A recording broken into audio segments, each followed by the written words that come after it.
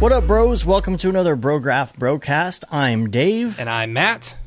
And Brograph is a supplement to our site, Brograph.com, which is a motion graphics tutorial site with tutorials, plugins, podcasts, and other MoGraph stuff. And on the show, we talk about everything ranging from motion graphics to Cinema 4D, After Effects, plugins, render engines, doing business, doing taxes, being a contractor, and working for the man. And you can email us, brograph@brograph.com, and you can give us your feedback on the show and what you'd like to hear about. We still haven't gotten any emails in a while. I think everybody's just so into the Slack. We got one from Liam the other day, but he was just emailing us to say, I love the show. Right. Yeah, that's it. But it's going to be a short show this week. It actually will.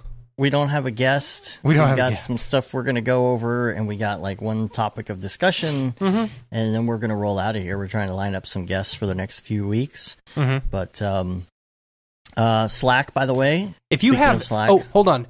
Speaking of guests, if there's anyone who you guys, as listeners, would like to talk to or would be interested in hearing from, hit us up. Let us know who you want to hear from, because we can try and get them on the show. I'm reading the chat. Always a good time. So, if you're watching live on Mondays, usually around the noonish hour Central Time, somewhere in there.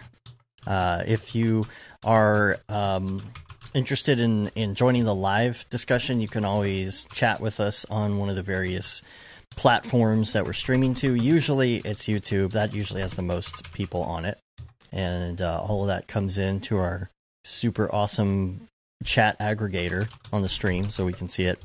And don't forget, also, if you would like to get updates the second that we go live, you have to subscribe on Slack to the Bat Signal channel.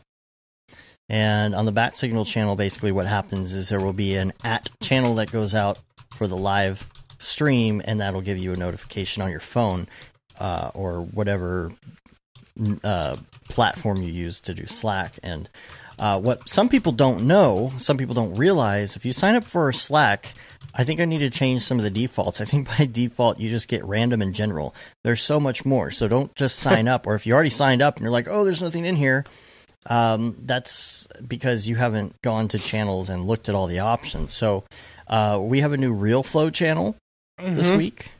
So these are the 15 new channels that we've just built this week. Right. Our friend Alex P. Diddy, as we call him, he's been getting into Real Flow lately, and we keep telling him he needs to get on the Slack, and he's finally in here. And so I know he's got some questions about Real Flow and looking for some answers. So anybody that wants to get more involved in discussion about Real Flow, please get in that channel, help out P. Diddy. Yeah, just join that one channel so that you can help him out. Yeah. Don't do it for yourself. And, let's get a little Real Flow discussion going. I know there's people out there. I love Real Flow. I think it's one of the best ones for Liquid Sims. Of course, I haven't XP4, huh? Have they done the update? Is the update out yet? What day was that supposed to be? I didn't pay attention to that on that video. I don't know. I haven't updated if they did update it, I haven't updated my X particles, but from what I've seen, that might be able, the new update might be able to beat it, which would be killer. Oh, it came out on 5.10. So yeah, I'll have to try it out. I was going to say the 10th. Okay. I'll have to try it out. Yeah, cool. I think we should probably update that, because we're working on a project right now that has a lot of X Particles 4 in it, and the speed difference is just going to be amazing. Yeah, you sure you want to update in the middle of a project? That's an easy one to revert back to. Okay, yeah. I'll be with you on that. So I was getting weird errors. No, we're still recording. Okay, good. So other things on Slack. Oh, Merc is in our Slack. Just signed up for our Slack. Showed up in our Slack the other day, which was awesome. I actually sent him a little invite the other day. I was like, dude, everybody would love to hear from you, and extended an invite out to be a guest on the show as well, because I think that would be a super cool. I mean, there's the rumor that he's just, Kubernetes or whatever. So right. He's just AI. He's just AI. He's just a. So it may not he may be avoiding coming on the show because that's going to give it all away. Yeah, maybe. Maybe he has to like build some sort of 3D avatar and render in real time. He's waiting for Brigade to be out fully to trick us. Right. Yeah, of course. And I got an email this week. It was actually from Mark, who said he was trying to figure out how to update Luminous in scenes that already have Luminous in it, the spotlight, but they were on 307 and now you're on 308, which is understandable. And so there is sort of a kind of find and replace type feature in Cinema that you can do, so you can put your new ones in if you want. I told him go that route. I'm waiting to hear back some feedback about how that worked, because that's something I hadn't really thought about. It's not it's a library item. It's not like a plug-in. So, Right. It's funny. It's the first time I've ever even thought about that. When I got that email, I was like, oh yeah. So let's see what else we've got. Plugins. Speaking of plugins, there's plugins on our site. We've got some more. I'm just so far behind on everything right now. I'm trying to get caught up so that we can get some of the new Pixel Lab stuff on there. We've got French Monkey stuff on there, as well as ours, of course. We've got live streams this week. I think Wednesday night will be the continued Octane live stream that I've been doing, developing this new logo. That was fun last week. It's starting to get somewhere now. We started this project from scratch months ago, and so now it's starting to gain a little bit of steam. It's starting to look like stuff. And then, of course, which is good because I'm excited to get our demo reel out. It's been edited for months. Right. So that'll get there. You just need 6 seconds of animation, and then we're good to go. It only takes months. So Thursday, Redshift Live. If you missed last week's Redshift Live, it was on Wednesday, which is a little different than usual, but you would have seen Tokyo Megaplex on there talking about his new piece, which actually got selected as a staff pick on Vimeo, which is awesome. Yeah, congrats, dude. Wonder what the count's up to on that. I don't know. I'll look. You keep talking. Or he can just tell us. He's in the chat. Yeah. Tokyo Megaplex says Merc is secretly Paul Babb. Maybe. So, what else? I mean, you've never seen Merc and Paul Babb in the same room, so that's true. That's true. 40K, he says. 40K, wow, 40K, dude. that's great. Pretty cool. So, I had protection tag issues this week. Oh, really? Oh, yeah. Yeah, really weird. I had a scene where I had set everything up perfectly, and then I hit protect, but I was in, parallel camera, so I couldn't see the things moving on the Z axis because and I hit the protection tag, and I never noticed it. And so I did all these templates, I saved all these multiple files, everything was all set, put files in read-only mode, just did all this stuff, right? And then I'm working, and I'm like, hey, where did this piece go? Wait, there's other pieces missing. What's going on? And I tracked it down to that. For some reason, I hit the protection tag, and all of a sudden, it just, like, freaks out, and pieces go all over the place. And I don't understand why it is. There's no keyframes. So I'm like, isn't that defeating the purpose of a protection tag to, like, lock something in place? Yeah, I don't know. So I don't know what's going on there. It just makes things randomly move around, and I don't know why. So I took the protection tags off because it made more sense to just not use them. Did you then set keyframes on everything just to make sure that they don't move? I did not, because there's so many pieces. But honestly, we have the templates saved in so many various forms at this point that I'm just like, we could just go grab another template from another project if something's nudged or screwed up. So, protection tags. Let's see what else is going on this week. XP caches and naming convention. This is something I wanted to talk about. So you've done caches before, right? Where you save them to a specific location. There's a weird thing that happens. Like, okay, let's say you have two emitters, right? Let's say you have an emitter, and maybe you have a sprite deal, and I don't know, whatever. But you're doing a cache. Mm-hmm. So you go to your XP cache and you tell it to save to a certain location. Yes. But say you've copied and pasted a couple emitters that were the same, but you were just, doing like an emitter from 2 different places with all the same settings. So you copied and pasted your emitter. So you go to do the cache, and what happens? It says you have a duplicate name, so can't cache this. Okay. Like, really? Duplicate name? Because what it's doing is it's taking every individual thing, the emitter and the sprite and all that, it's making a folder for the individual pieces that it's and caching. If they're the same name, then it's just gonna I gotcha. I'm with you. Right. Which, it's fine if it has the same name in Cinema.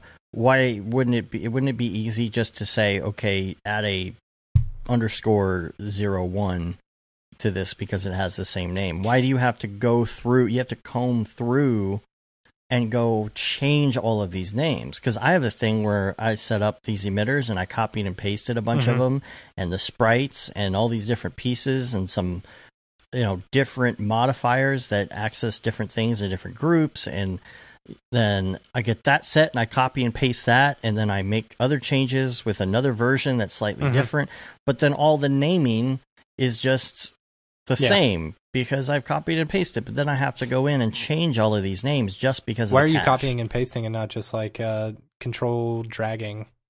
Because anytime you control drag, it adds an additional like 1 or 2 or 3 on it. Well, it would do that to my XP system, of course, but it doesn't do it to everything underneath, to my emitters and sprites and all the other stuff. Those names don't change. They do. It will just add 0.01 to the master XP Which system. Is still fine, right? When you're rendering it out, because they've all got different names. The stuff underneath the name doesn't change. Right. Yeah. Your emitter names and stuff don't change.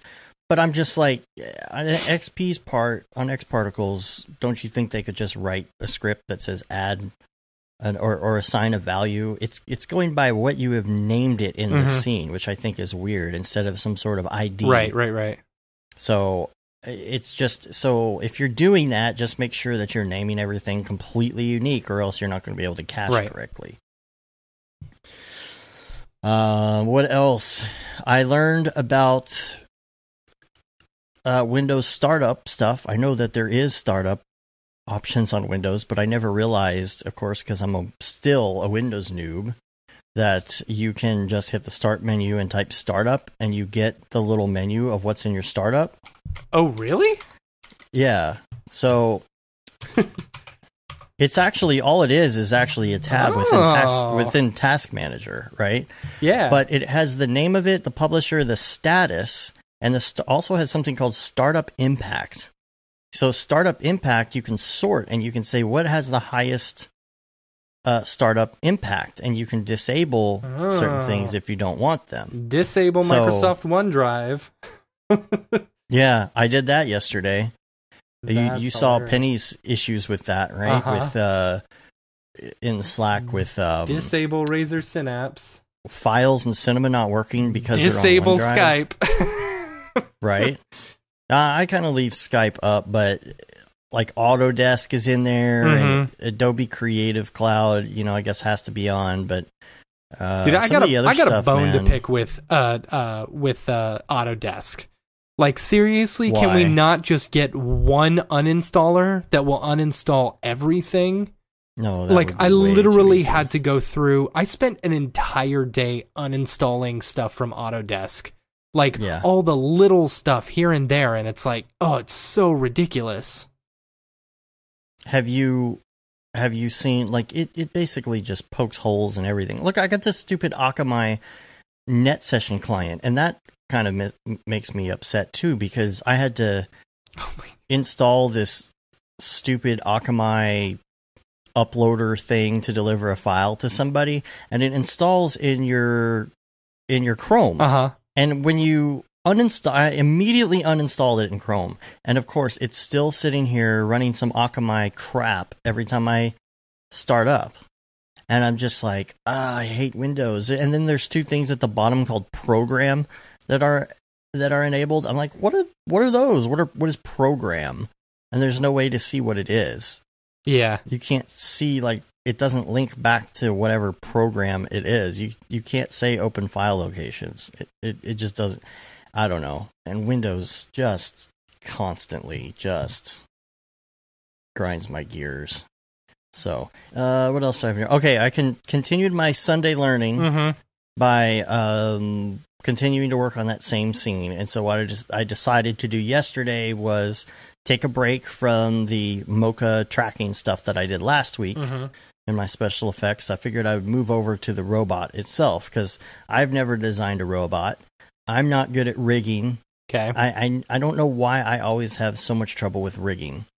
I don't know. There are some things I don't quite get. Same here.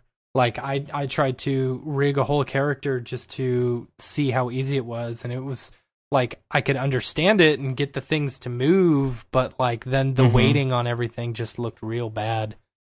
Yeah.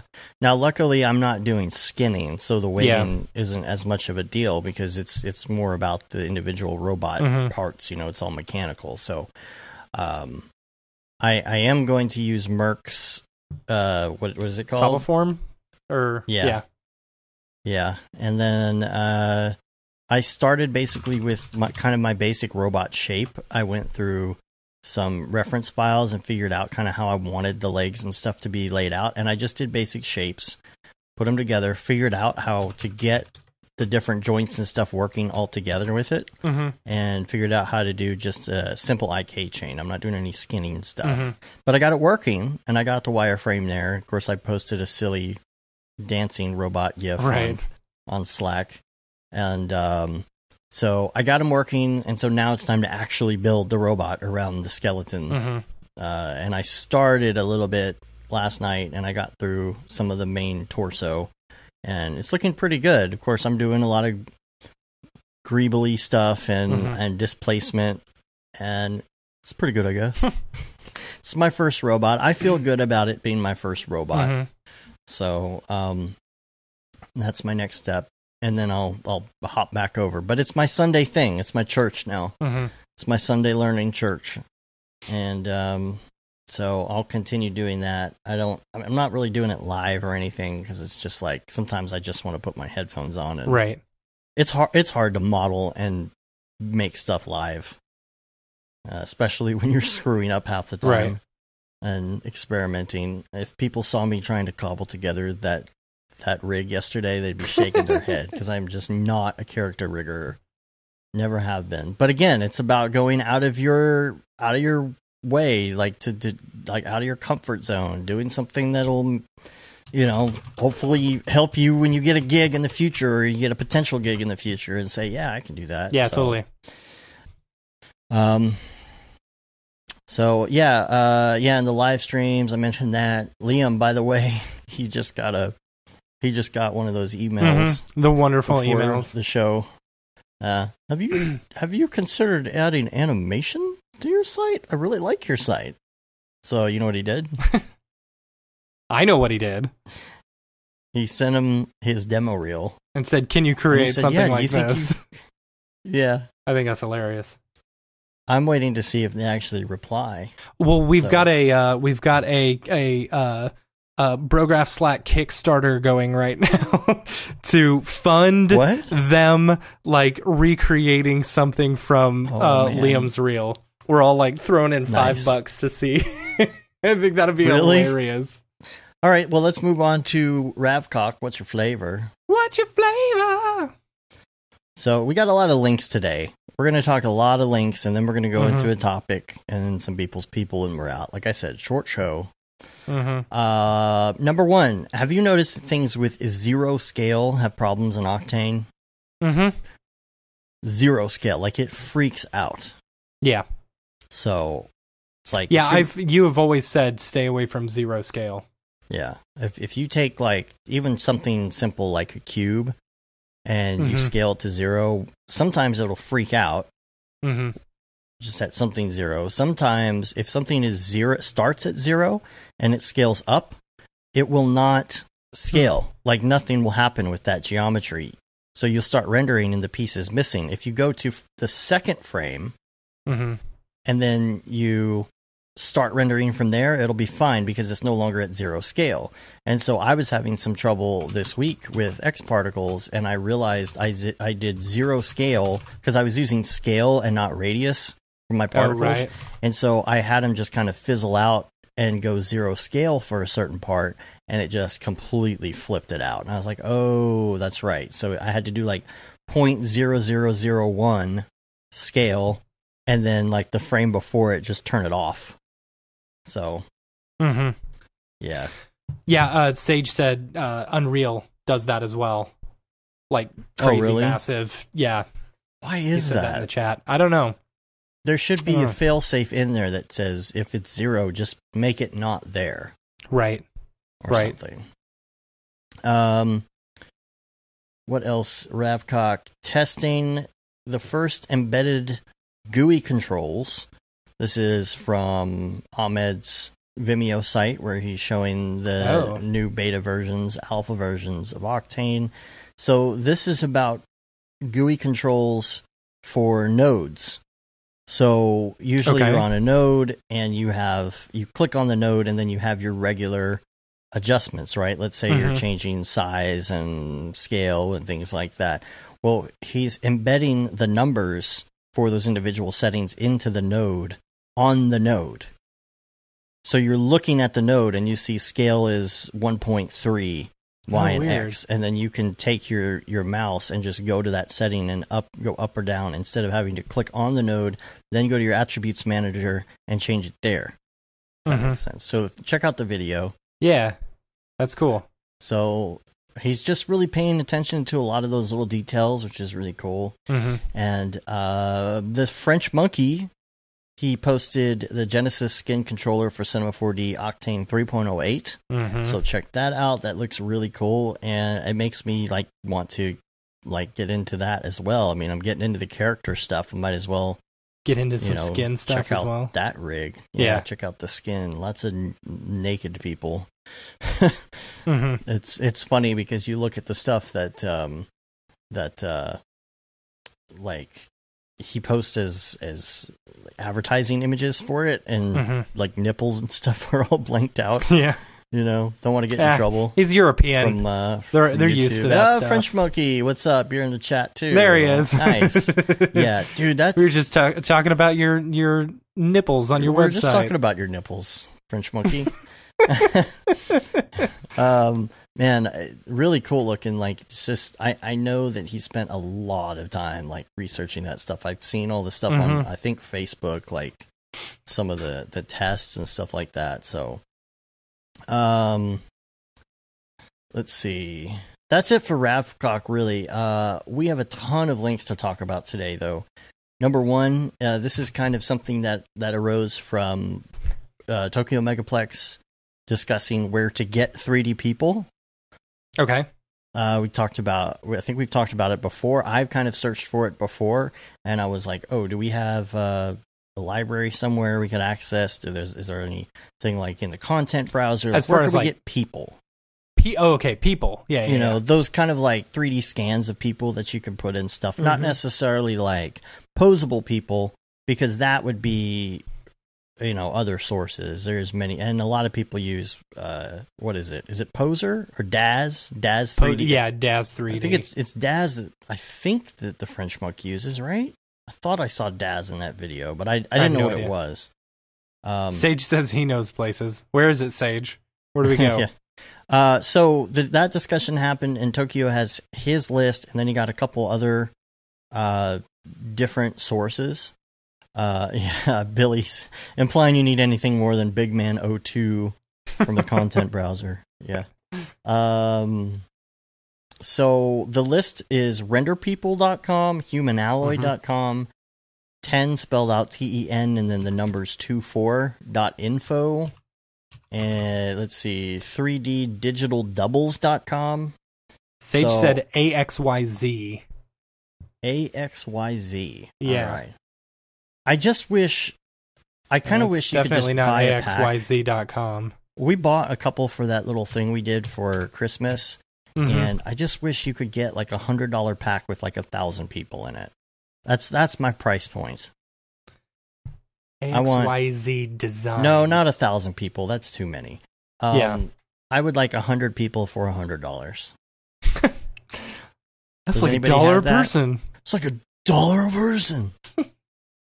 All right, so there's that. Then we've got Vimeo video. It's, you know, those Disney rendering videos that are all above everybody's heads most of the time, that we love to watch because it's pretty amazing stuff that they're working on, like the snow and sand stuff and all that. Yeah, I think this one isn't necessarily new, but it came up this week because this is about the, I don't even know how to pronounce it, a fine particle in cell method. Okay. So there's particle in cell method.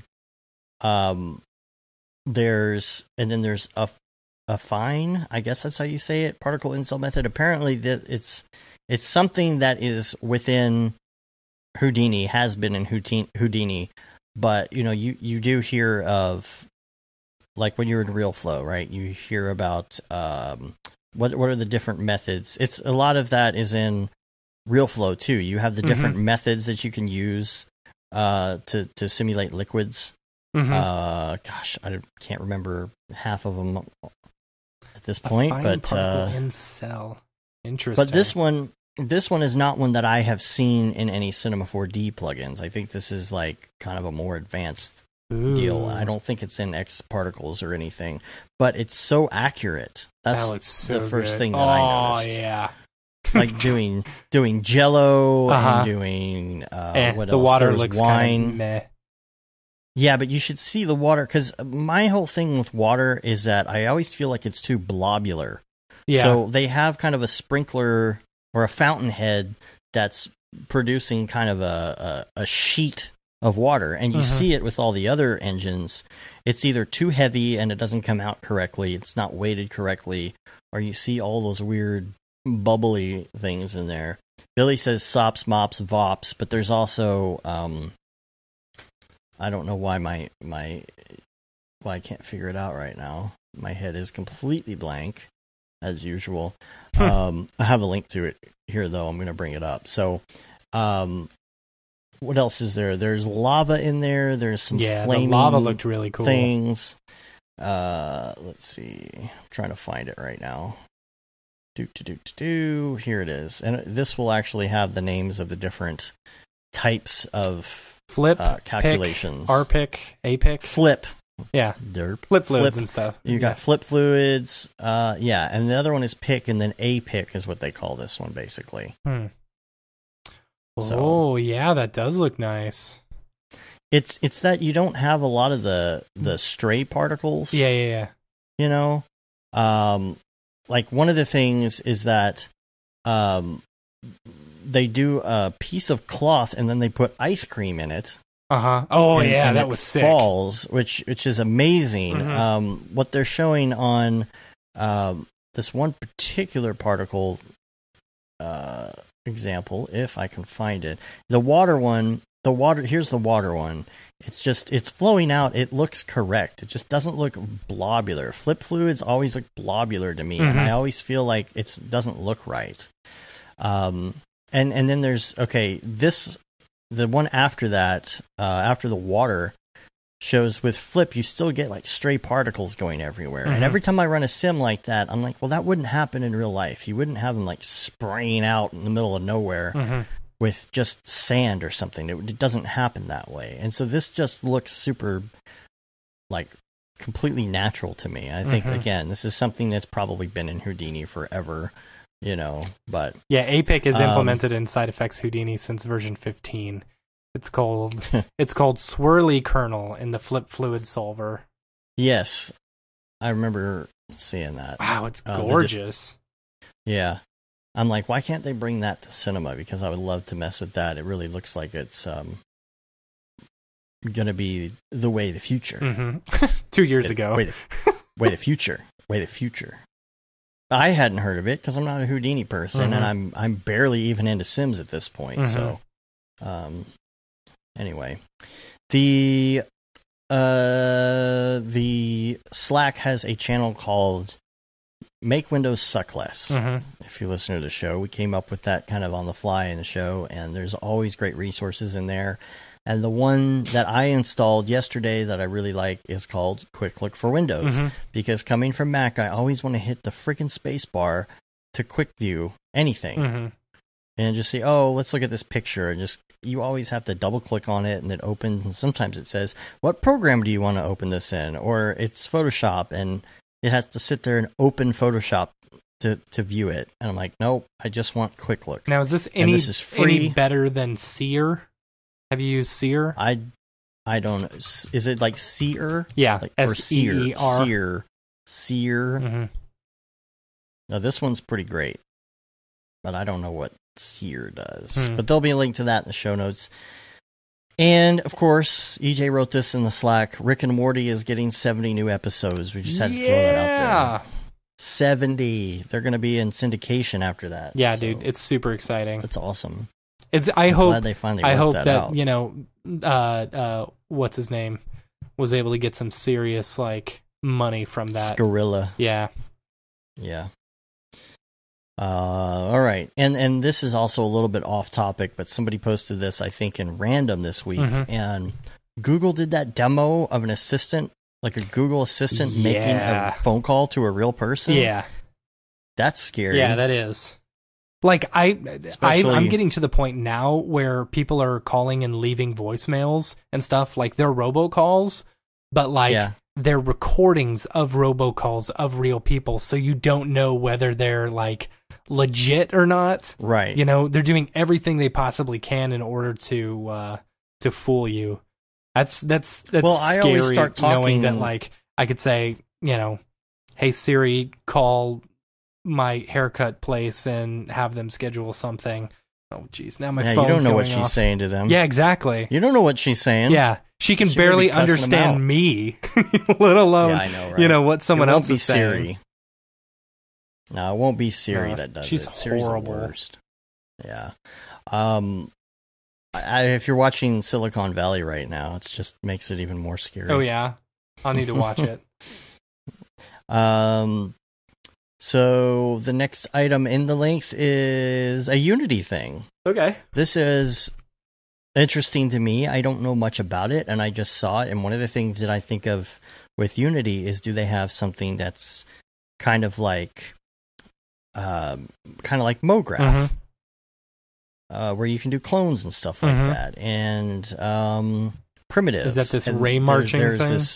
There's ray marching, and I don't know much about it, but I saw it, and it's like, instead of using geometry, you're basically like using primitives and doing like Mograph type stuff with cloners. And I haven't had a chance to dive into it because I do have Unity installed on here, but just that's way down on the list at this point. Yeah. But for your reference, if you're ever looking for something like that, if that's you're cool. diving into Unity. It looks really neat. And then I'm also a member of this group on Facebook that is just for cheese grater Macs, right? Oh, and upgrading them and modding them and all of that. And somebody posted a really cool guide that they built in there. It's called the Definitive Classic Mac Pro Upgrade Guide, 2006 through 2012.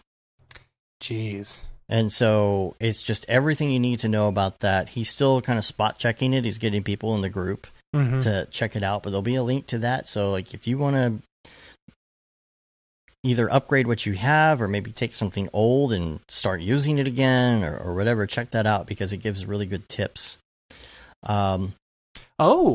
The 2009 Mac Pro shares an identical motherboard with the 2010 model. With a firmware update, you can use newer CPUs and upgrade to Mac OS 10.12 or 10.13. So that's neat. Yeah. So I could upgrade my Mac. Yeah.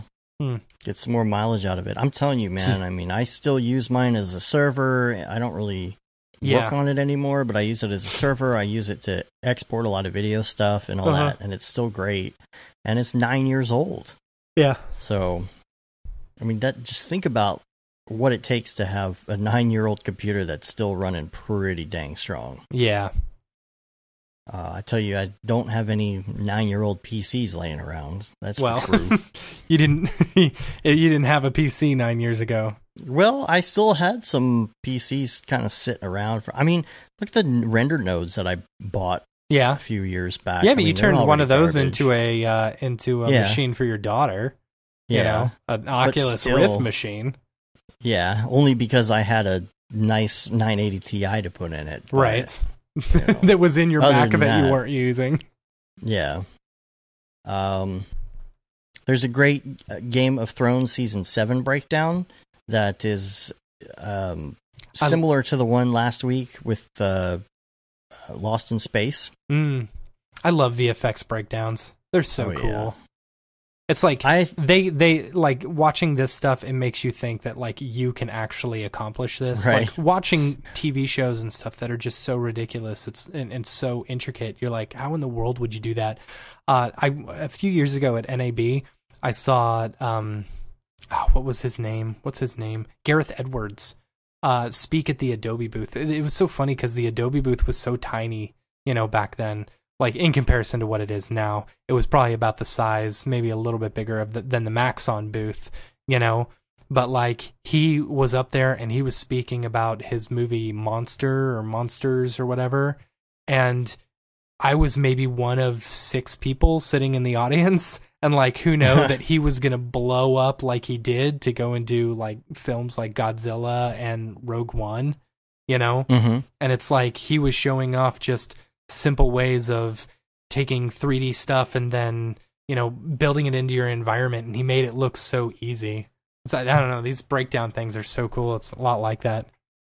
And I like them better than 3D breakdowns, to tell you the truth. I like seeing how people build stuff in 3D and like time lapses and stuff, but I feel like I really get more out of watching a VFX breakdown. Yeah. Compositing. Yeah.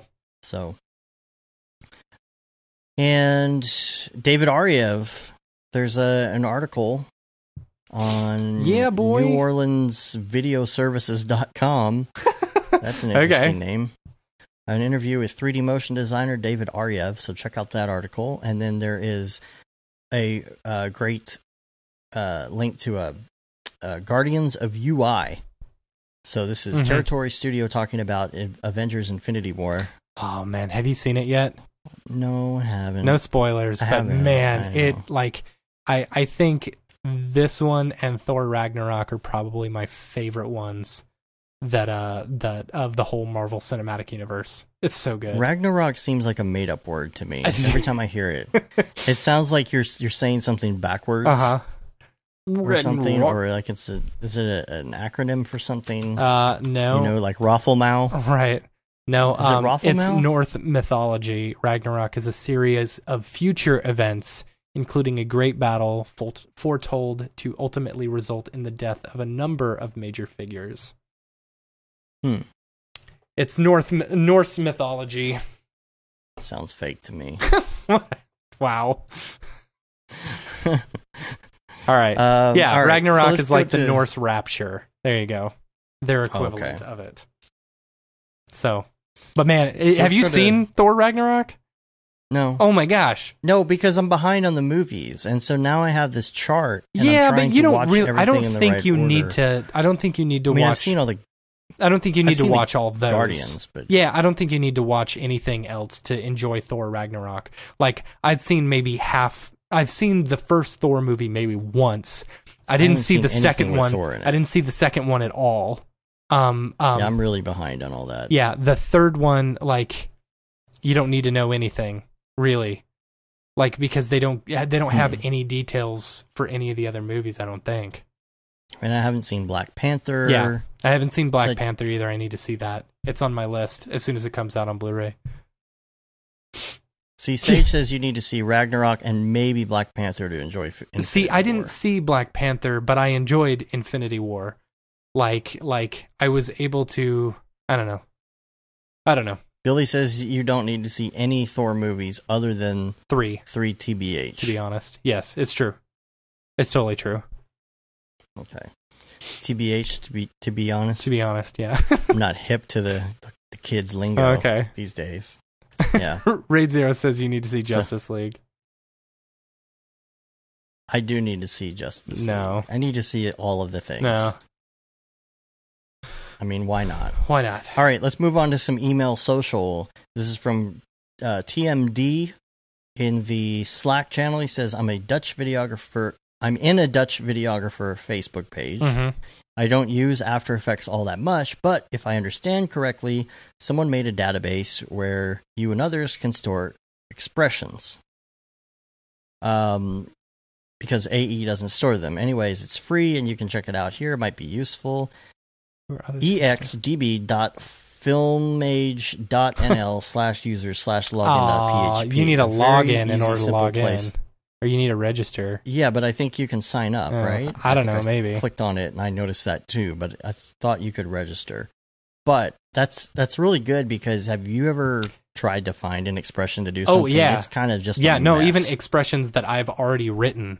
Like, I have to go back anytime I want to do automatic mouth movements in After Effects. I have to go back to my tutorial that I did 3 years ago. Yeah. Because I can never remember the exact expression that I wrote with it. I'm the same way, and then I'll look something up and I see like 10 different ways to do it. And I'm like, well, which one is right? And I always end up, every time I go down a rabbit hole like that, I always end up on what is it? Digital, what is it? Oh, the cow, Creative Cow? Creative Cow? Creative Cow. And it's just such a terrible looking website, and the threads are just such a mess. Is that what it is? Yeah. But it's been around forever, and there's so many people still using that. Like, I swear nobody actually gets on there except to troubleshoot things on the internet. But G-Rant says, hey, anyone know the difference between the TrueMedic 2000 and the 3000? I don't even know I believe what's the TrueMedic. Dave Koss is Veronica. Oh. He said the fact that this was even a question is ridiculous. Oh yeah. Yeah. I believe that Dave's Veronica is the 3000 series. It is the 3000 series, yes. I don't know the difference. But Veronica was really working the knots this week, I gotta tell you. She got in there good. I'm almost bruised. That's hilarious. Yeah. We'll have to bring ours to SIGGRAPH with us. Yeah. Put little name tags on them. Hello, my name is. That's hilarious. And then Pedro Ramos said, hey guys, just an idea for the podcast, analyzing motion graphics pieces from a technical perspective. Something similar to Beeple's People, but using video from other artists. It'd be cool to listen to you break down the titles, music video, etc. And I like the idea, and I really, in fact, when Nick Campbell was on the show, I told him I really miss the little breakdown things that they did, because they did as like a separate video podcast, but it only had like 2 or 3 episodes. So they would like go through something and kind of guess how they would break it down. And one of the points that came up is, of course, on the podcast, that'd be kind of hard to do because people listen. Yeah, but on a podcast, but like something like this live stream stuff that we're doing, that'd be easy. Yeah, we could do like a separate live stream for that or something, where it could be, because Brograph breakdowns, we don't do stuff on there that often. We can make it a Brograph breakdown, and that was my original intent actually with Brograph breakdowns, is for us to do that and then to also break down our own stuff as like a behind the scenes. So we've really kind of only done our own stuff. I think if we did that, we could do that live, and then we could put it into the Brograph breakdown playlist, because what Nick said is he preferred doing the 5-second projects and stuff. He didn't really plan on going back into that. So it's a good idea. I know that we do it with Beeple's People, but it's kind of just like one thing, and I don't want to get too video-centric on an audio podcast. You know what would be interesting? If we expanded Beeple's People to include people who tried to rip off Beeple's style. Oh, yes. And it's like, they are Beeple's people now because they're ripping off Beeple's style. There's got to be a good rhyme for that. Beeple's sheeple. Beeple's sheeple. There you go. And that, I believe, covers that. So yeah, we'll definitely think about doing that. So all right, topic Gav Grant said, so most of Instagram. Yeah, so most of Instagram, exactly. Yeah, there's so much people copying out there. All right, let's get to our topic. All right, what's our topic? I don't think you told me about doing what you. Yeah, it's in the notes. Doing what you love, loving what you do, but it's more about being happy in doing that.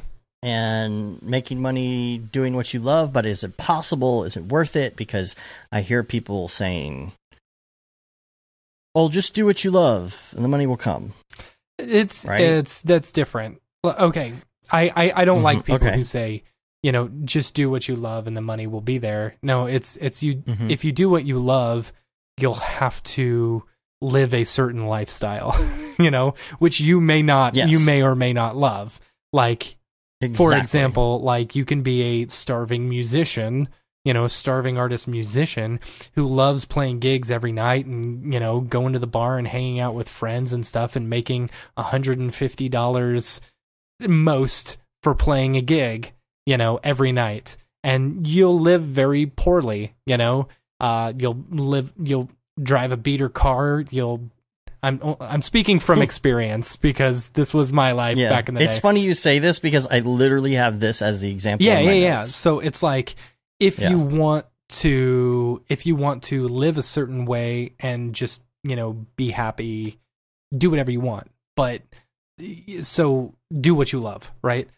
But you also, so me, for example, not just me, we are to a point now where we're doing what we love, yes, but we know that we will be stuck at a certain income level, or a certain style of living if we keep doing There's certain things we have to do. What we are doing. So, we can't tell you, but we're working on something more that will help us,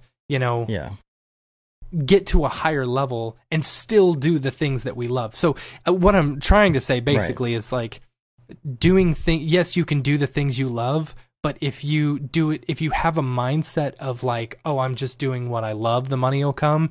That's the wrong way to think about it. You got to think, I'm doing what I love, and how can I continue doing, what can I do more of in order to continue doing what I love? And I don't know. Does that make sense?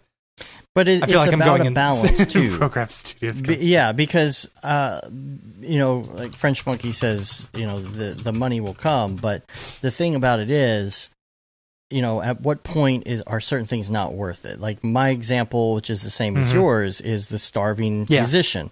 But let's say the starving musician becomes a rock star, right? And then realizes that there's more stress in maintaining the rock star status. And instead of making millions, maybe he would like to make $100,000 a year as a studio musician and have free time on the side to go play golf or something. You know what I mean? Like there's also this happiness balance that goes in there. So think back when you were younger, right? So when you were 16, for us, that's like the 90s, right? 16, yeah. Right. Okay, so it's the 90s. So think back to a time when Adam Sandler was cool, okay? And wait, you're telling me Adam Sandler is not cool anymore? I'm going to make some motion. This would be his. Right, I'm going to sit back and just let you do this because I'm excited to see it. No, I don't have much more to say to that. If he were making motion graphics, a movie about motion graphics, he'd be. I'm going to take the cloner object and move it over to Mr. Cloner Object. Mograph is that's better. That's everything he ever does. Yeah. No, Houdini is better. Radio cloner is better. No, arrays are better. That was so stupid. Sorry. I apologize to everyone listening to that. Stop looking at me, Sphere. That was good. That was good. Right. I like that. All right. So, anyway, freaking Adam Sandler tangent. Okay, so think back to that time and think back on what you wanted to do. So if somebody asked you what you wanted to do back then, you would kind of be like, What, at 16? Here's what I want to do in the future. What do you want to do? I don't know. Yeah. I don't even know if I still know for some people, I wanted to go into video. Yeah. I knew that. But even if you had an answer to that, it's probably not exactly what you're doing right now. Even if it is similar, like I wanted to do video. I want to be a director, right?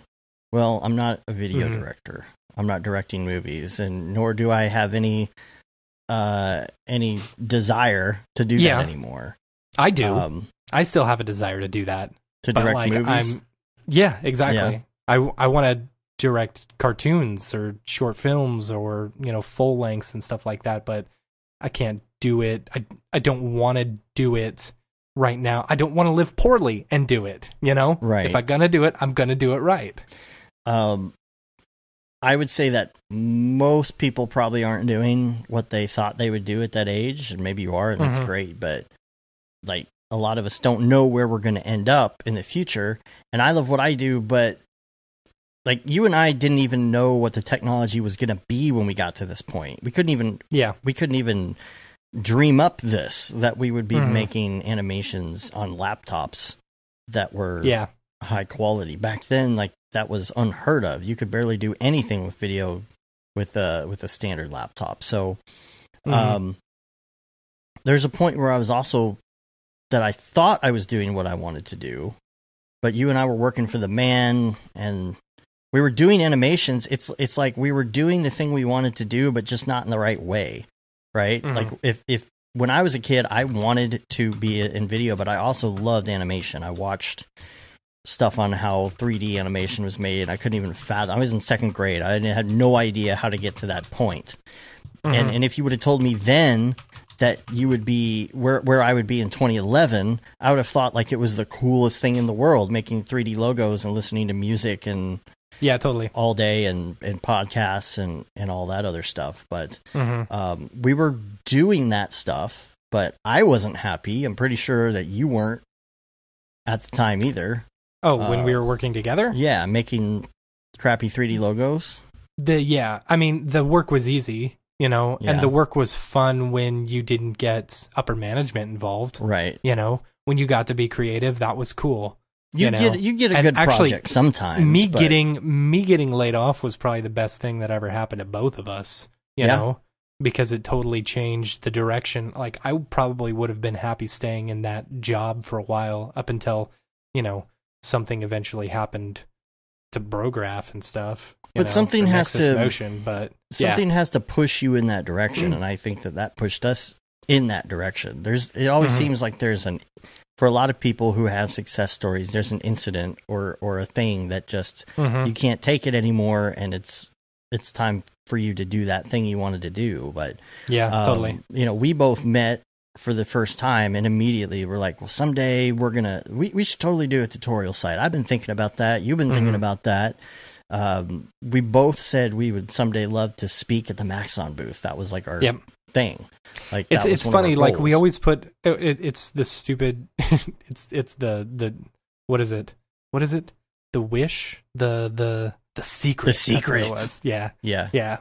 Where we'd put it out into the air, Oh man, could you imagine how many hits we'd get on a tweet on a tutorial if we'd get retweeted by Maxon or something, or if we get retweeted by Otoy, and it's like all that stuff kept on happening.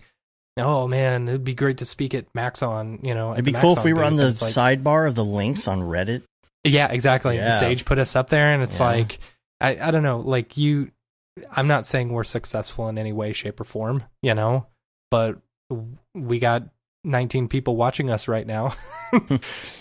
So, like, really, I know. Big baller. Billy said, my work trash can Mac froze on me one Sunday night, and I put my notice in the following morning.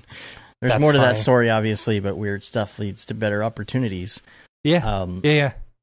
So, the last job that I had, I basically the owner, our whole department was being run by the sales guy.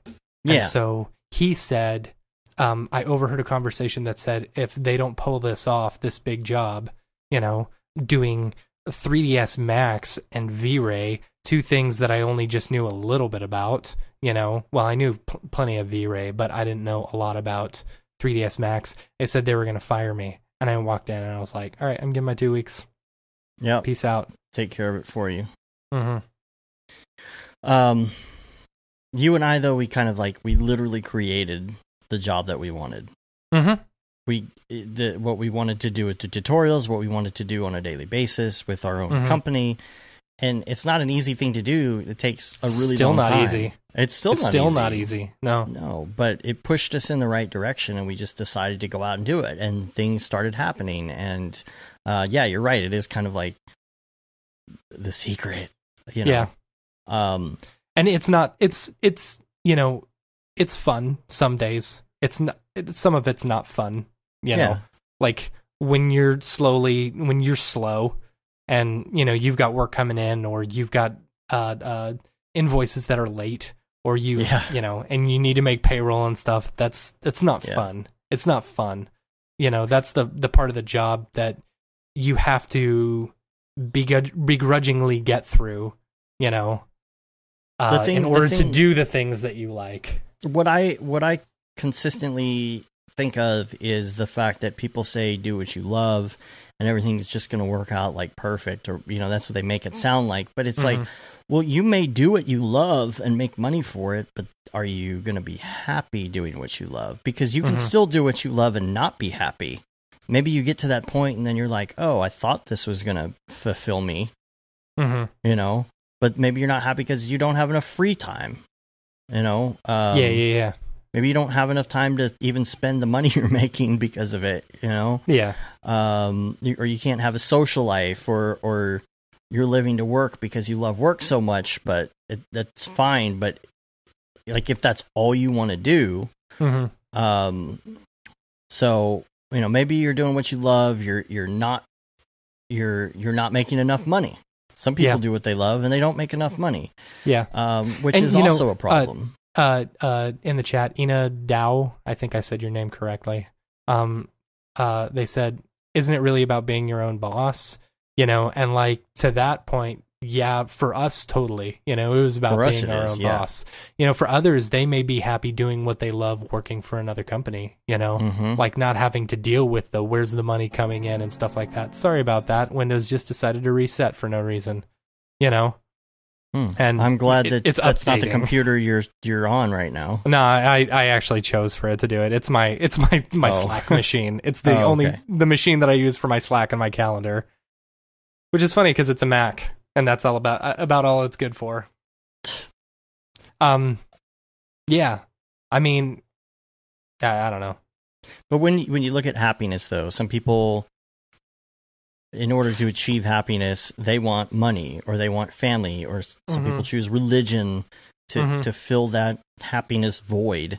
And some people never even find the thing that makes them happy. And maybe you thought money would make you happy and you're wrong, or maybe you thought that doing what you love would make you happy, but then, the stress of maintaining being your own boss is ironically making you unhappy.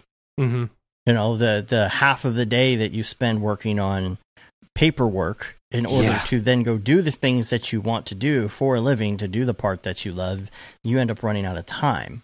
And I think happiness may be a balance that you have to find between money and free time. Maybe all the money in the world isn't going to work for you.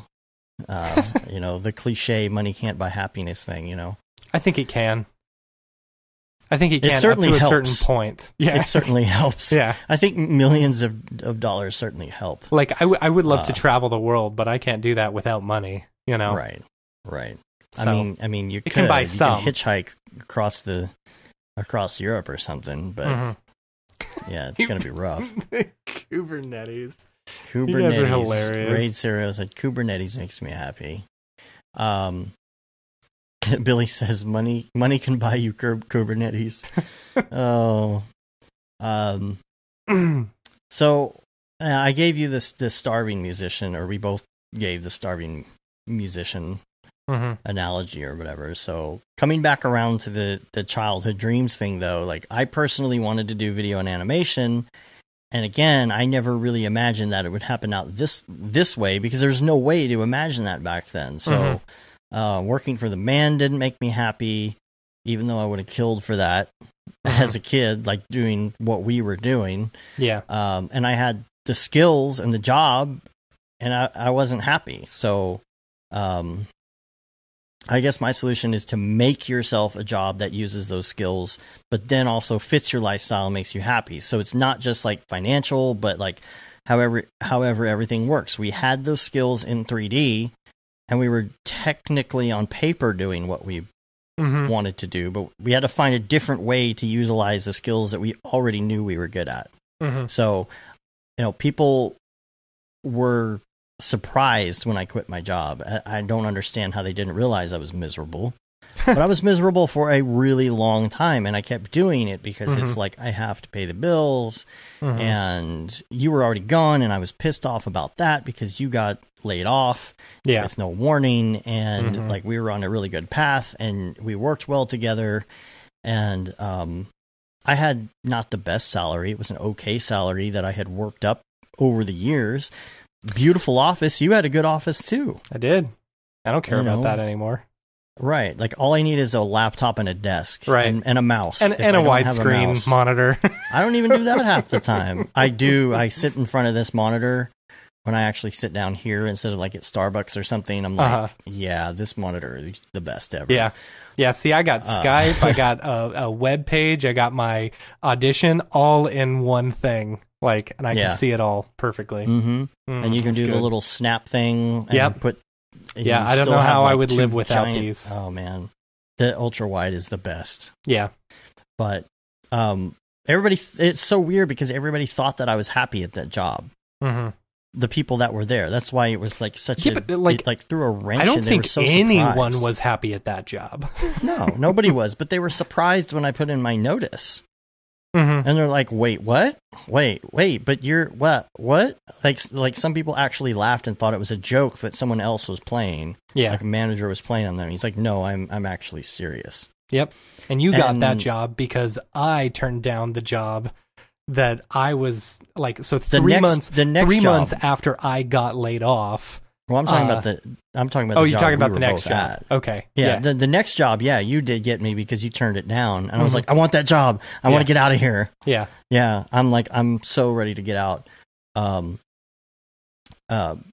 it was monotonous sometimes. Sometimes we do cool stuff. I didn't like doing stupid things that didn't make sense for other people, and hated the commute. The commute was just grueling. That's in both of my last jobs. I've thought about like, if I ever go back to, a real job, that's going to be the worst thing in the world is a commute.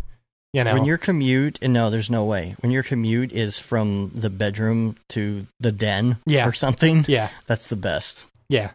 Yeah, dude, this new house that I'm moving into, once we get into it, eventually, finally, literally my kid's school, he's no longer in daycare, so I don't have that drive in the morning. I take him to school, which is a 2-minute walk from our house. I will not leave a 3-mile radius.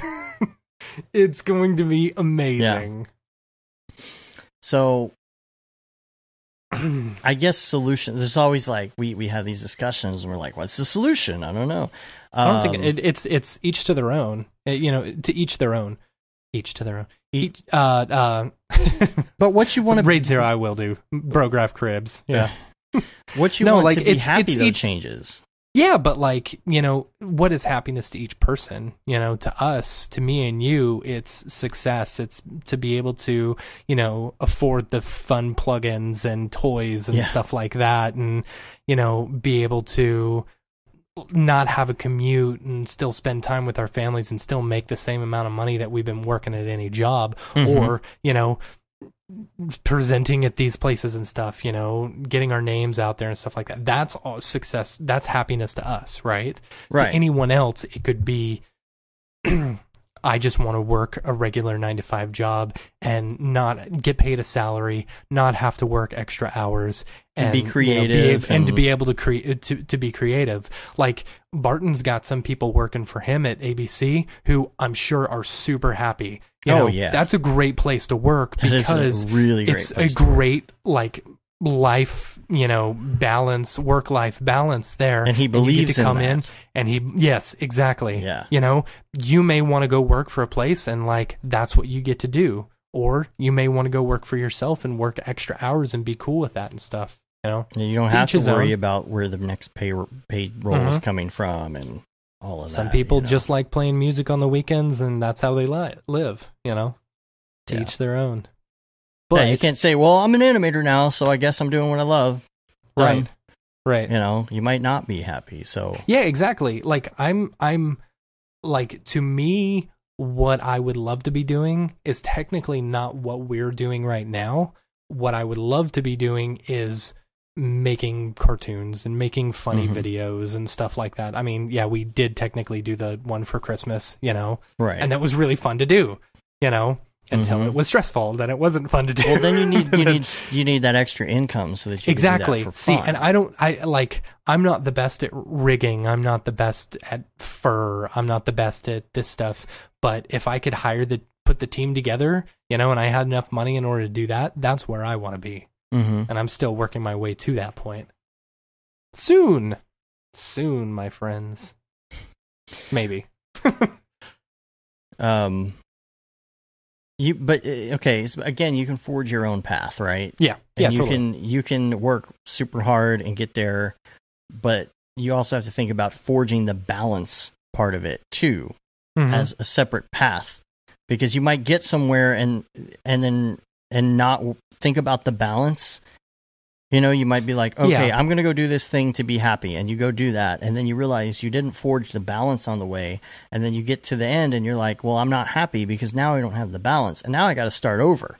Now I got to go find something else that I want to do, that I love doing, and go that route. And I've seen some really amazing success stories of people that were contract. They broke off, they went contract, and they killed it. And then I've also seen some people that just didn't like the business end of it at all. Yeah. Like they wanted to do the art, and then they realized that, handling sales and payroll made them nuts, and they made it or whatever as far as motion graphics. But having to work half of your time doing that paperwork can, really put a damper on things if you're not the type of person that is okay with that. Honestly, half the time, I actually kind of like doing the clerical work. Or organizing. Sometimes I do. Things, like, I really like seeing money coming in and money going into the bank account. I don't know. Yeah, that part of it. I do enjoy not money. the going out part, though. I like money. I've got a little bit of it. I'd like for there to be more. That's where you come into play.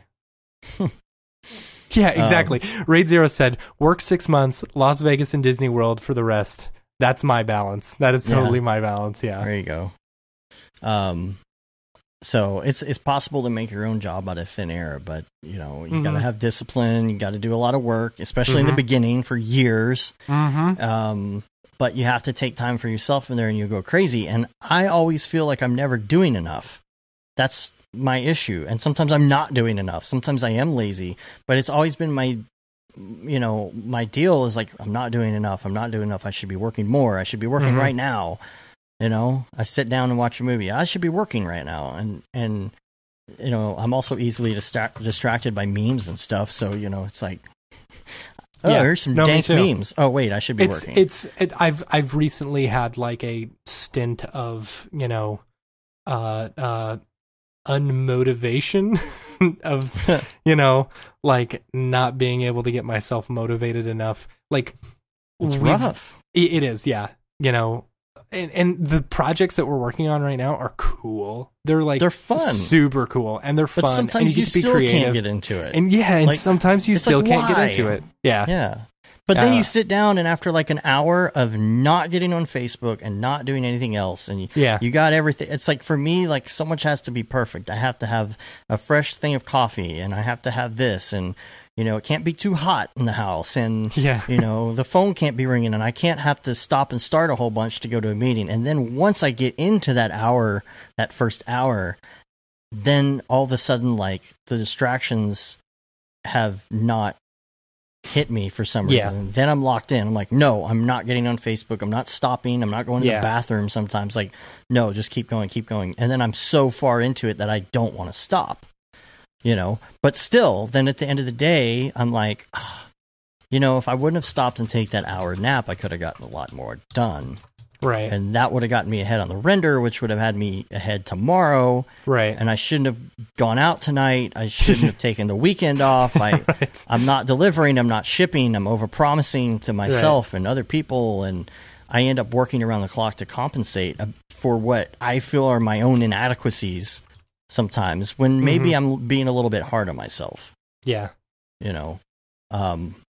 But I like this. Ina Dow said on the chat, they said, sorry, I don't know if you're a man, woman, or child. Z, sorry. Said life is experimental. There's no natural mandate to work the low points are part of the experience. The challenge is to accept the bad with the good and the lazy with the grind. I like that. That's good. Mm-hmm. Yeah, bad with the good and the lazy with the grind. I like that. So because it's sometimes like when I was working for the man and stuff like that, like I would sometimes slack off because I knew I had enough time the next day, Right. And that's especially bad with a project that you've got 2 months on. Right. And all of a sudden you got like a week left. You're doing it the Noseman way. I am doing that. It's true. Yeah. And I have thought about that. I am doing it the Noseman way. I am thinking about this stuff, and while I may not be physically at the computer, I am mentally thinking about what I want to pull off. Yeah, I do that too. So if you're going to forge your own path, just make sure you're also forging the path for the other parts of life. And what you wanted in your teens or 20s may not be like what your idea of what you want is in your 30s and 40s and going on. You learn from these experiences. You learn what you're kind of tired of or what you don't want to do, and then what you do want to do and where you want to go. And to be happy, you have to figure out how you can work the way you want, still have a life. And it's not about being the rock star. It's maybe about finding something in between. So go forge your career path if you want, but don't forget to forge your happiness path at the same time, or I guarantee you're going to find yourself starting over. Yeah, probably. Anywho, let's people it. People, where'd you get that people? People, what's up with that guy? People, yes. All right, everybody get out your Beeple viewer of choice, and we're going to go to May 7th, year of our Lord 2018. This one is called Decommissioned Compods. Beeple.crap.com. Who owns Beeple.com? I don't know. Bee pets? That's weird. All right. You got your Beeple viewer up? I like this I'm working one. on it. That's a pretty cow right there. Which cow. day? This would be May 7th, year of our Lord 2018. Okay. May 7th? Okay. Yeah. Mm-hmm. Cool. Okay, decommissioned compods, and I have. He's giving us a little bit of a. Okay, so com obviously means communication, right? And it's got the antennas on the top, right? So these are the communication pods that they use in order to communicate with the other, with either the ships or the other, whatchamacallits. Right, but they're decommissioned. Keep that in mind. Right. So it's very possible that these maybe fell from somewhere, or I don't think they fell because they're in pretty good shape. They're in pretty good shape, and there's no. I'm pretty sure like these are like, yeah. But they were upright at one point. You would think. I mean, you think? They're spherical. How do you make a spherical thing without anything to hold it up? And now I feel like they were somewhere maybe floating or something. Nah, I think they're spherical because, like, it's almost like the entire thing acts as a, like, how you get a whatchamacallit, a parabola, the dish, yes, like a satellite dish, and it all goes into one point, I think that's how this is. It like collects everything from outward, and around. I don't know. That's a stretch. This is your stretch.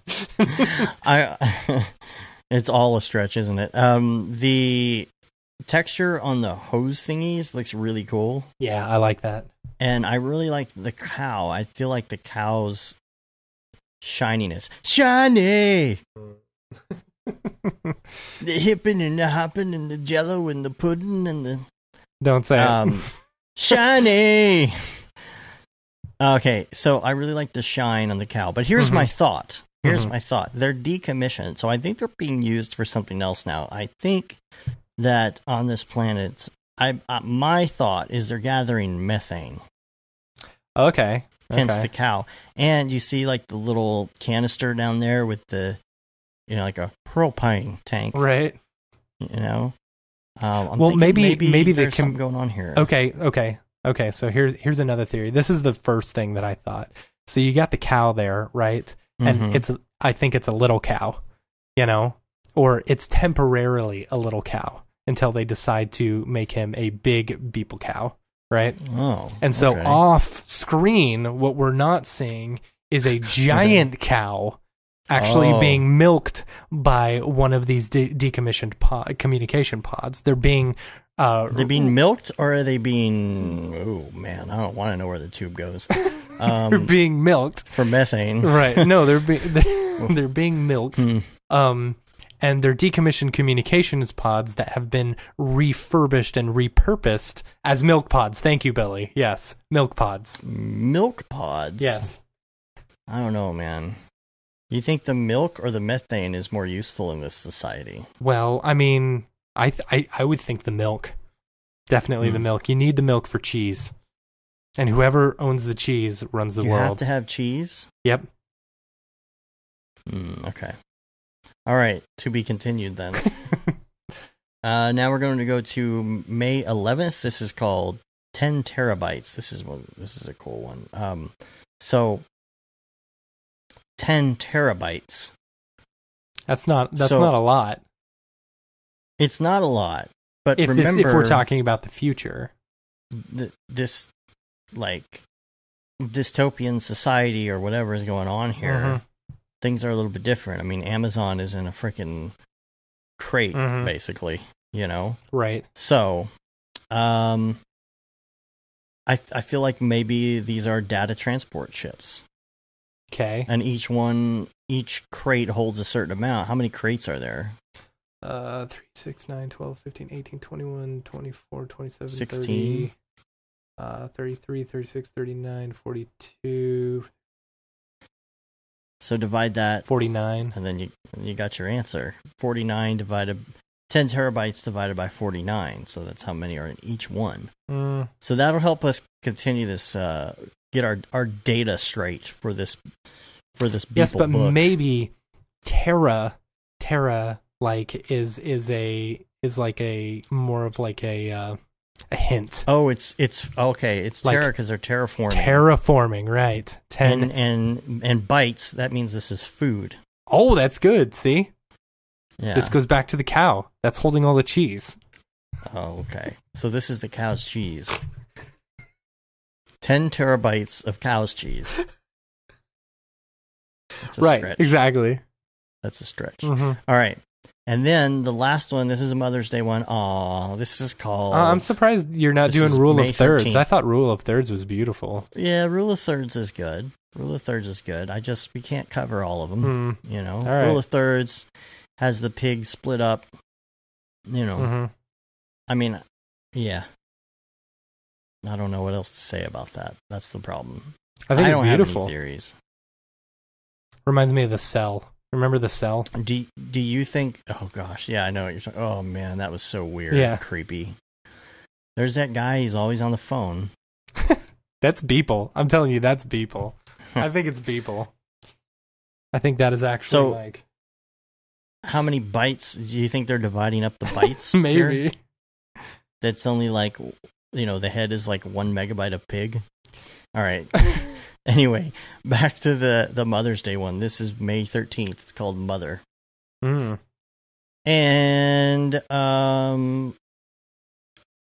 was thinking about this, trying to think, okay, what would be the relation here with the baby and the mother? First of all, it's not a real baby. Right, I guess. I mean, it could be. I mean, it doesn't really have... It's like one texture. That's okay. So my question is this some sort of... I think it's Mother Earth. Like, shrine thing? Nah, Mother Earth, dude. The big head is like the mother to this baby, but are they both fake? Are they both statues? No, I think the baby is a real baby and the statue is a statue. Maybe. I don't think it's a real baby. Okay, well, it's probably not a real baby. Who cares? Does it think it's... Do you think that the baby thinks that... Here's the thing. If the baby's real, does the baby think that the head is the mom? Here's the thing with... I am not going to look into, the holiday dailies at all. I think the holiday dailies have nothing to do with anything, and days it's that alternate he's universe. Right, and days that he is alternate sick, timeline. He creates these dailies, and it's like, okay, this is just a one-off look into a different future. Whole nother universe. Right. That's book number 2. Right, that's book number 2. So, anyway, because we're talking about Mother's Day, I would like to take this opportunity, David didn't tell you about this, to give a big shout-out to my own mother and my mother-in-law, and, of course, my wife for being an amazing mother to my kid. I love you very, very much, and you're the best in the world. Sorry, let's go on. All right. so emotional, right? Whatever. I would like to do the same shout out, except I don't think that anybody listens. That's boring stuff. We talk about geeky things. All right. Does that and shout out to all the MoGraph moms out there. I made that up yesterday. I was like, oh, that'd be a pretty good tweet. All the MoGraph mamas, all the MoGraph mamas who are MoGraphers, all the moms who are MoGraphers, as well as the moms of MoGraphers, and that could be either the wife or the mother who basically take care of their MoGrapher. A good show. Yeah. Momgraph. Moms who do MoGraph. Or MoGraph mamas. I like that. It's like my brother, and me, except it's completely different. Right. All right, we're going to get out of here. You can rate us on iTunes, leave a review. That helps get our ratings up. You can also subscribe on your podcatcher of choice, which is another way to help us get up in the ratings, especially on iTunes. You can subscribe to our newsletter. You can say you've been there, done that. Gosh, I got it wrong. I keep doing that wrong. What? So you've been there, done that, got the t-shirt with the No Brograph, No MoGraph tee, the limited edition Gate D. Simone shirt, which will not be there forever, the Paul Bab, Feel the Bab 2020 shirt. All profits from that go to Doctors Without Borders. And, of course, our most popular now, Render Things shirt and hoodie, which you can find on our website or just look it up on Amazon.com. Make sure that it is completely the legit Brograph account and not the ripoffs, which I don't think are out there anymore. Just in case. We got rid of them. Don't forget to check out our live streams later on this week. We'll be posting on Twitter when those will be specifically. And or we're follow on the Bat channel. Or follow the Bat channel Skype to know exactly when. Not same Bat time, but I maybe said Skype. Same I meant Bat Slack. Channel. No, I thought you said Slack. I said Skype. I don't know. And then remember, we're on Facebook, Twitter, Instagram, Twitch, and of course YouTube, Brograph.com. Check us out on all the stuff and things. And we're going to get out of here. I got a conference call in 1 minute. Oh, we do? So, I do. Oh, okay, good. I got to pick up my kid for Taekwondo. Wish you would. Very soon. Hey, give us a review on iTunes. We haven't had an 8 since January. Oh, I know, right? And we're at like 49 reviews right now. Like, nobody just wants get us to that do 50. anything other than Slack now. That's the problem. That's all right. All right. So we're going to get out of here. Till next week, I'm Dave. And I'm Matt. Have a good one. Later, bros.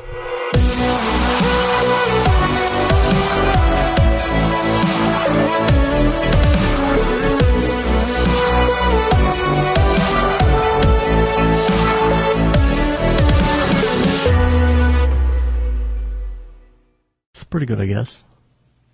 Brograph.com, an online resource for learning Cinema 4D, After Effects, and other motion graphics tools specifically catered to help you prevail as a motion graphic designer. What's up, bros? Welcome to another Brograph motion graphics tutorial. With tutorials, plugins, and now a podcast with tens of thousands of listeners worldwide. Yeah, it's a great community to be part of. We give you professional time-saving tips, industry news, interviews, shortcuts, and lessons that help keep you current in the world of motion design. Throw in HDR Studio, take the render settings, pick the HDR, put in reflection, and gorgeous. I love projects that scare me. When our art director comes to us and asks for something that I had never done before, man, it gets me pumped. Our weekly long-form podcast will give you the latest news, help you in your file management, hardware configuration, and client relations. Learn about the latest render engines, modeling techniques, and workflow integration while staying entertained. Real nice banana. Ah, that's so funny. All right. I'm going to live forever. Our Brograph Talks are a chance to see the way industry leaders from around the globe are changing the face of motion design. Sometimes you got to make stuff that you're not going to put on your reel, and I'm not here to judge. The podcasts and talks include people like Beeple, Barton Damer, Nick Campbell, Andrew Kramer, David Ariev, Chad Ashley, Paul Babb, EJ Hassenfrost, Mitch Myers, Chris Schmidt, Jules Urbach, Cornelius Dammert, David Brodeur, Andy Needham, Caitlin Kaju, Zubair Parker, Noseman, Ryan Bean, Casey Hupke, Nick Lyons, Sage, Joey Korenman, Jeremy Cox, Rick Barrett, John Dickinson, Matthias Omatola, Patrick Goski, Brandon Clements, Steve Teeple, Tom Glimpse, Patrick Lundstrom, Julia Simone, Devin Coe, Al Heck, and even Deadmau5. You get that render done. Yeah, you better frame what? Our Brograph breakdowns go behind the projects and give you an insight on what it's like to manage and maintain your own personal business or work for a large company. Join us for live sessions, check out our useful plugins, watch time-lapse projects, interact with us, and send us email questions and topic ideas. Or just hit the Rando Render button and do an imaginative daily that'll keep you on your toes. Take all your dreams and let's do it! Subscribe today and get automatic updates on the latest tutorials, tricks, tips, and inspiration brought to you by industry professionals Dave Koss and Matt Milstead. We don't care how you get here, folks. Just get here. Subscribe now to Brograph Tutorials.